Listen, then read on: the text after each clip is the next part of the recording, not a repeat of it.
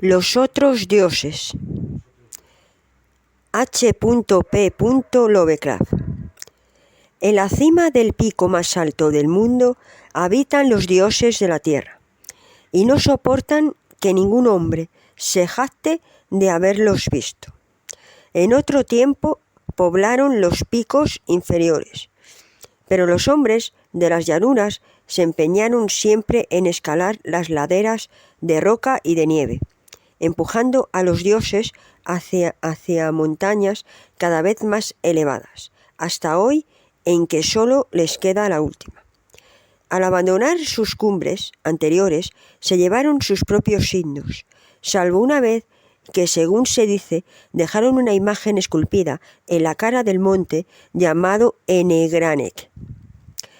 Pero ahora se han retirado a la desconocida Cada del desierto frío, en donde los hombres no entran jamás, y se han vuelto severos.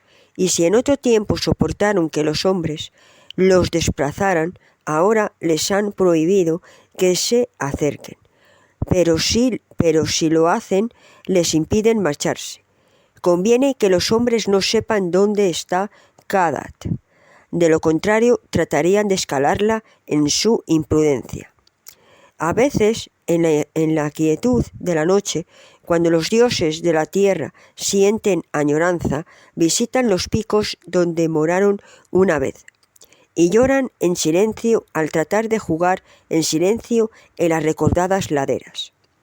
Los hombres han sentido las lágrimas de los dioses sobre el nevado Turay, aunque creyeron que era lluvia, y han oído sus suspiros en los quejumbrosos vientos matinales del Erión.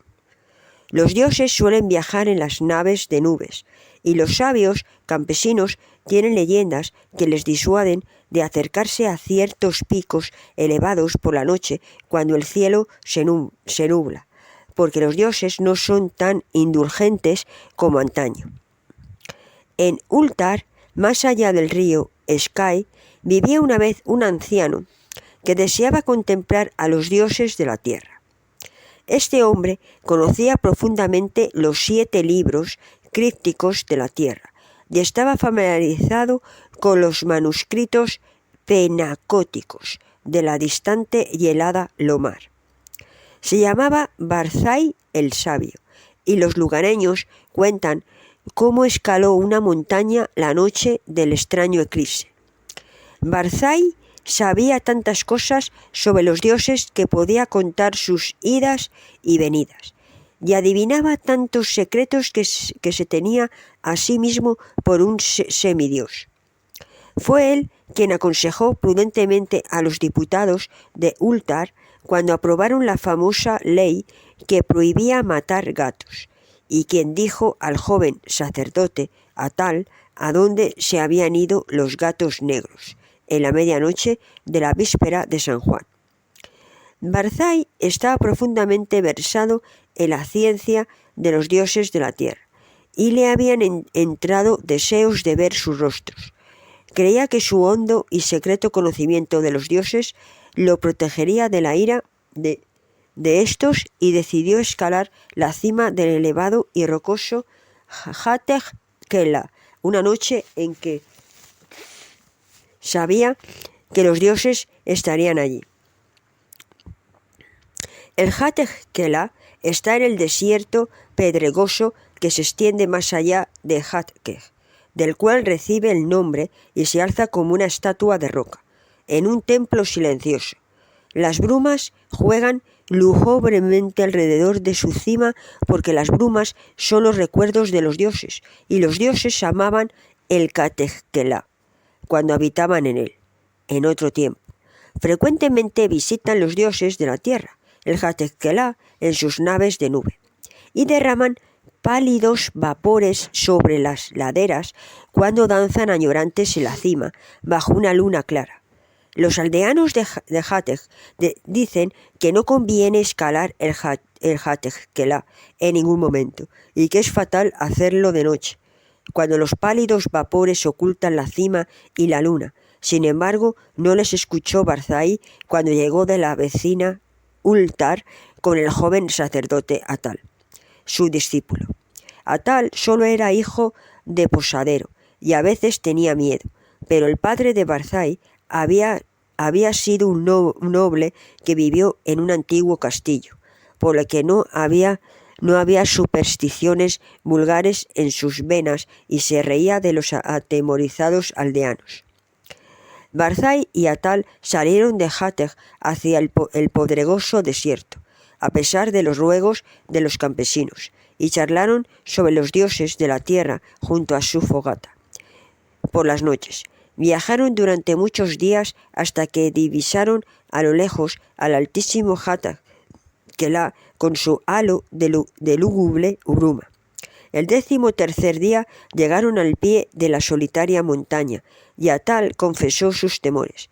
Pero Barzai era viejo, sabio y no conocía el miedo, así que marchó delante osadamente por la ladera, que ningún hombre había escalado desde los tiempos de Sansu, de quien hablan con temor los mohosos manuscritos penacóticos.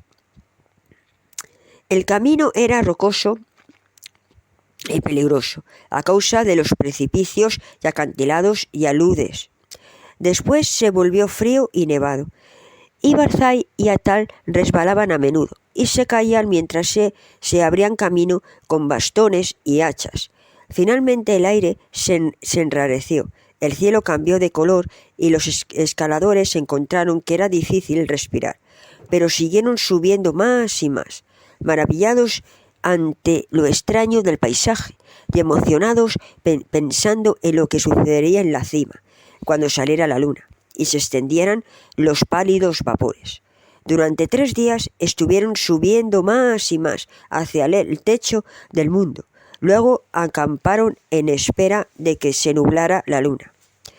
Durante 4 noches esperaron en vano las nubes, mientras la luna derramaba su frío resplandor a través de las tenues y lúgubres brumas que envolvían el mundo pináculo. Y la 5ª noche, en que salió la luna llena, Barzai vio unos nubarrones densos a lo lejos por el norte, y ni él ni Atal se acostaron. Observando cómo se acercaban. Espesos y majestuosos, navegaban lenta y deliberadamente, rodearon el pico muy por encima de los observadores y ocultaron la luna y la cima. Durante 1 hora larga estuvieron observando los dos, mientras los vapores se arremolinaban y la pantalla de nubes se espesaba y se hacía más inquieta. Barzai era versado en la ciencia de los dioses de la tierra y escuchaba atento los ruidos, pero Atal, que sentía el frío de los vapores y el miedo de la noche, estaba aterrado. Y aunque Barzai siguió subiendo más y más y le hacía señas ansiosamente para que fuera también, Atal tardó mucho en decidirse a seguirlo. Tan densos eran los vapores que la marcha resultaba muy penosa, y aunque Atal los siguió al fin, apenas podía ver la figura gris de Barzai en la borrosa ladera. Arriba, a la luz nublada de la luna, Barzai marchaba muy delante, y a pesar de su edad parecía escalar con más soltura y facilidad que Atal, sin miedo a la pendiente que empezaba a ser demasiado pronunciada y peligrosa, salvo para un hombre fuerte y temerario, y sin detenerse ante los grandes y negros precipicios que Atal apenas podía saltar.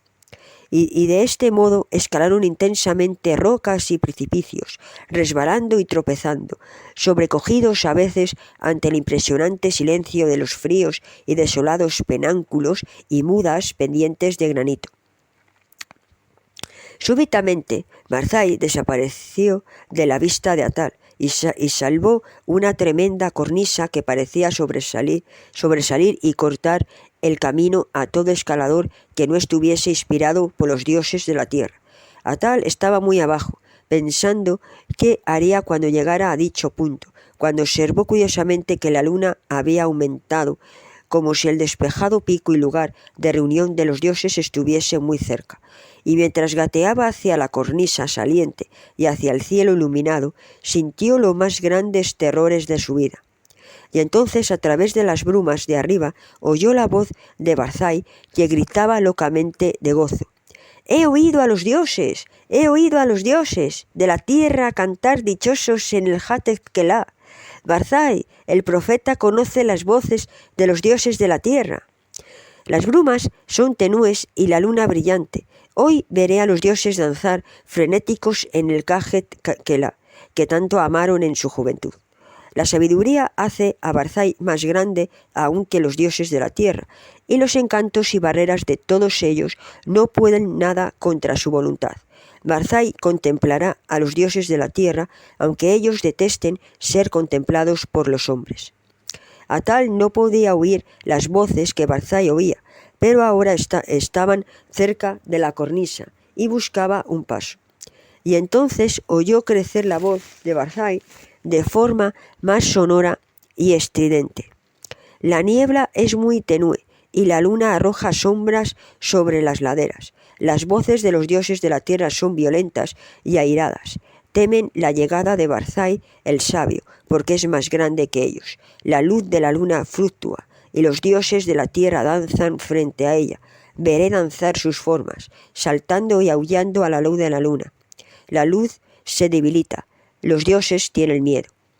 Mientras Barzai gritaba estas cosas, Atal notó un cambio espectral en todo el aire, como si las leyes de la tierra cedieran ante otras leyes superiores, porque aunque el sendero era más pronunciado que nunca, el ascenso se había vuelto espantosamente fácil. Y la cornisa apenas fue un obstáculo cuando llegó a ella y trepó peligrosamente por su cara corvesa. El resplandor de la luna se había apagado extrañamente, y mientras Atal se adelantaba en las brumas, monte arriba oyó a Barzai el sabio gritar entre las sombras. La luna es oscura y los dioses danzan en la noche. Hay terror en la noche, hay terror en el cielo, pues la luna ha sufrido un eclipse que ni los libros humanos ni los dioses de la tierra han sido capaces de predecir. Hay una magia desconocida en el Hatekkelá, pues los gritos de los dioses asustados se han convertido en risas, y las laderas de hielo ascienden interminablemente hacia los cielos tenebrosos, en los que ahora me sumerjo. Al fin, en la débil luz he percibido a los dioses de la tierra. Y entonces Atal, deslizándose monte arriba, con vertiginosa rapidez, por inconcebibles pendientes, oyó en la oscuridad una risa repugnante, mezclada con gritos que ningún hombre puede haber oído salvo en el freguetonte de inenarrables pesadillas. Un grito en el que vibró el horror y la angustia de una vida tormentosa comprimida en un instante atroz. Los otros dioses, los dioses de los infiernos exteriores que custodian a los débiles dioses de la tierra. Aparta la mirada, retrocede, no mires. La venganza de los abismos infinitos, ese maldito, ese condenado precipicio. Misericordiosos dioses de la tierra, estoy cayendo al cielo. Y mientras Atal cerraba los ojos, se taponaba los oídos y trataba de descender, luchando contra la espantosa fuerza que lo atraía hacia desconocidas alturas. Siguió resonando en el Hatekkelá el estallido terrible de los truenos que despertaron a los pacíficos aldeanos de las llanuras y a los honrados ciudadanos de Hatek-Denir y de Ultar, haciéndolos detenerse a observar a través de las nubes aquel extraño eclipse que ningún libro había predicho jamás. Y cuando al fin salió la luna, Atal estaba a salvo en las nieves inferiores de la montaña, fuera de la vista de los dioses de la tierra y de los otros dioses. Ahora se dice en los mohosos manuscritos penacóticos que Sansu no descubrió otra cosa que rocas mudas y hielo, la vez que escaló el Hatekkelá en la juventud del mundo. Sin embargo, cuando los hombres de Ultar y de Nir y de Hatek reprimieron sus temores y escalaron ese día esa cumbre encantada en busca de Barzai, el sabio, encontraron grabado en la roca desnuda de la cima un símbolo extraño y ciclópeo de 50 codos de ancho, como si la roca hubiese sido hendida por un titánico cincel.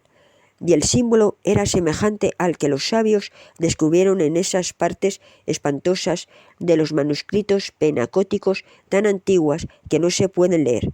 Eso encontraron. Jamás llegaron a encontrar a Barzai el sabio, ni lograron convencer al santo sacerdote a tal para que rezase por el descanso de su alma.